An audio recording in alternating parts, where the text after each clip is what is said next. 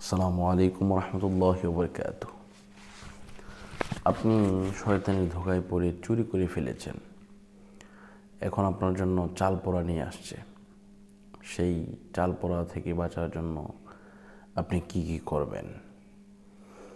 আসলে ব্যাপারটা হচ্ছে, মানুষ যখন ভুল করে আল্লাহ পাক রব্বুল আলামিন সেই ভুলকে মাফ করেন, ক্ষমা করেন। যেহেতু আল্লাহ পাক কোরআনের মধ্যে বলেছেন, ইল্লা মান তাবা ওয়া আমানা ওয়া আমিলা আমালান সালিহা ফাউলাইকা ইউবাদদিলুল্লাহু সাইয়্যাতিহিম হাসানাত ওয়া কানাল্লাহু গফুরুর রহিমা। আল্লাহ পাক ক্ষমা করেন, কিন্তু সেই ভুলটা যদি ক্ষমা হয়ে যায়, কিন্তু চাল পড়া যে দিবি, এইটা থেকে বাঁচার জন্য কি করবেন? এটা তো কবিরাজ দিবি, আর কবিরাজ করে হচ্ছে কুফরি কালাম। যে কুফরি কালাম আমাদের নবীকেও আক্রান্ত করেছিল।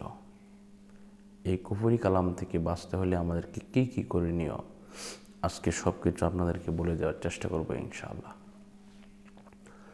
তো প্রথমে তওবা করতে হবে। তদবিরের ব্যাপারটা আমি পরে বলছি। তওবা করতে হবে, আস্তাগফিরুল্লাহ রাব্বি মিন কুল্লি যামবি ওয়া আতুবু ইলাইহি লা হাওলা ওয়ালা কুওয়াতা ইল্লা বিল্লাহিল আলিয়্যিল আযীম। এইভাবে তওবাটা করতে হবে। এই তওবা করার পরে অবশ্যই আপনাকে তদবির করতে হবে। তদবির না করলে যে কোনো সময় আপনি ঘায়েল হতে পারেন। এজন্য তওবার ব্যাপারে যদি আপনি নিজে নিজে পারেন তাহলে করবেন, আর যদি না পারেন ইনশাল্লাহ আমাকে বললে আমি তওবাটা করে দেব। তদবিরটা অবশ্যই আমাকে দিয়ে করতে হবে, অবশ্যই। এটা আপনি নিজে পারবেন না। তো এটা করার জন্য আপনি এই নাম্বারে যোগাযোগ করবেন। নাম্বারটি হচ্ছে এই 016-430-63744। আমি আবারও বলছি 016-430-63744 ইনশাল্লাহ।